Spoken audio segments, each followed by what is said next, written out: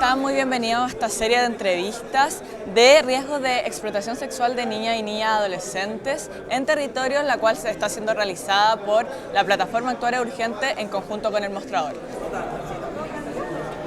En esta primera entrevista me encuentro con Camila Rojas, quien es diputada por la región de Valparaíso. Muy bienvenida, Camila, gracias por estar con nosotros. Gracias a ustedes. Bueno, para comenzar, según datos de la Defensoría de la Niñez, ha habido un incremento en los casos de explotación sexual de niños y niñas adolescentes entre el 2022 y 2023, y sobre todo a nivel nacional, pero también la región de Valparaíso destaca en esto. ¿Cómo ves tú este panorama y cómo definirías qué es lo que está pasando hoy en día en la región de Valparaíso? Sí, creo que en estos casos es especialmente importante poder detenernos, porque son casos graves. La explotación sexual infantil es gravísima y por lo tanto que haya un aumento es algo que nos tiene que preocupar. En ese sentido miro con preocupación lo que pasa en Valparaíso, en la región.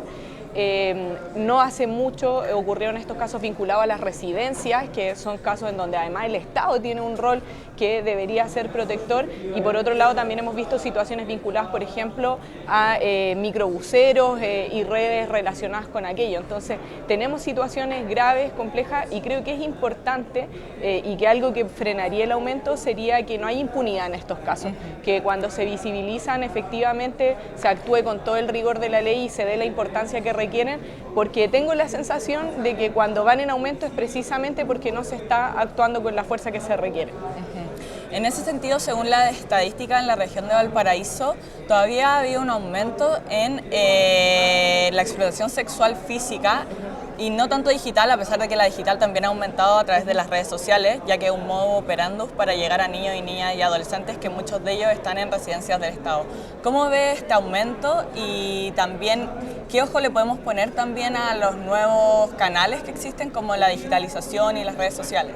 Sí, evidentemente nos tenemos que ir adaptando también a lo que va ocurriendo en estos tiempos, y en ese sentido poner freno a situaciones de acoso, abuso que se pueden dar en el contexto de mayor digitalización, con las tecnologías más a mano. Estamos hablando además de generaciones que son nativas digitales, entonces muchas veces manejan la tecnología mejor que nosotros, pero eso también los somete a riesgo, y en ese sentido es evidente que hay que tomar medidas específicas en lo relacionado a lo digital. Ahora, en la región de Valparaíso, y como decía anteriormente, es especialmente preocupante el aumento en los casos de explotación sexual infantil, y creo que ahí hay que tener mano dura, mano firme, actuar, como decía, ante la gravedad de los hechos con una posición muy clara, y también como sociedad tenemos un rol en términos de que este tema se trate con el lenguaje que corresponde, que nos pongamos del lado de la protección de los niños, niñas y adolescentes.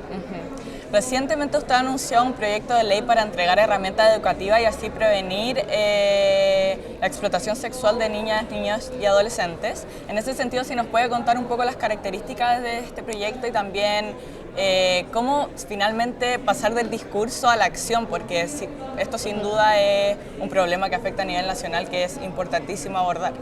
Sí, junto a la diputada Schneider presentamos un proyecto de ley en ese sentido, en donde se incorpora la prevención del abuso sexual dentro de lo que actualmente es la ley y las orientaciones de educación sexual en el sistema educativo. Ya estamos hablando de una ley que es del 2010, que establece la educación sexual obligatoria en la enseñanza media, y estamos hablando de que hay cierto consenso en que se está llegando tarde. Es decir, llegar a los 13, 14 años es tarde, y por lo tanto es necesario que esa prevención del abuso esté presente durante todo el ciclo educativo, desde que los niños y niñas son muy pequeños, pero ya están conectados con el sistema educativo. Es súper importante que la escuela, que los jardines infantiles jueguen un rol en esa prevención del abuso sexual infantil. Así que esperamos que tenga un apoyo transversal un proyecto como este, porque estamos poniendo un tema en donde efectivamente la sociedad y el Estado tienen que jugar un rol protector. Y qué mejor rol protector que los niños y niñas estén informados y que por lo tanto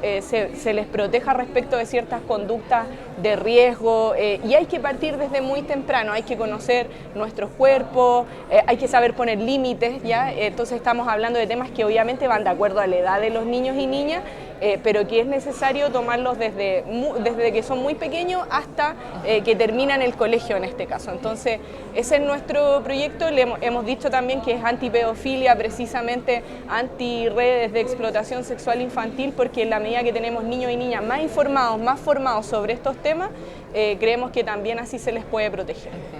Y por último, el Mostrador sacó recientemente una nota donde mostraba el modus operandus en la región de Magallanes de cómo los explotadores sexuales llegaban a niños, niñas y adolescentes, muchos de ellos que estaban en residencias del Estado. En ese sentido, ¿cómo esto puede ser un reflejo de lo que pasa a nivel nacional y no solamente en ciertas regiones, que sin duda hay ciertas regiones que son más afectadas por esto, pero finalmente esto es un reflejo y una política estatal que se tiene que implementar para erradicar finalmente la explotación sexual de estos menores? Sí, en la red de explotación sexual infantil se sabe que precisamente hay eso, hay una red, hay redes de poder, hay redes económicas, hay mucho encubrimiento y por lo tanto, tal como mencioné antes también, hay que actuar con fuerza, hay que visibilizar las situaciones y sobre todo no hay que permitir que haya impunidad.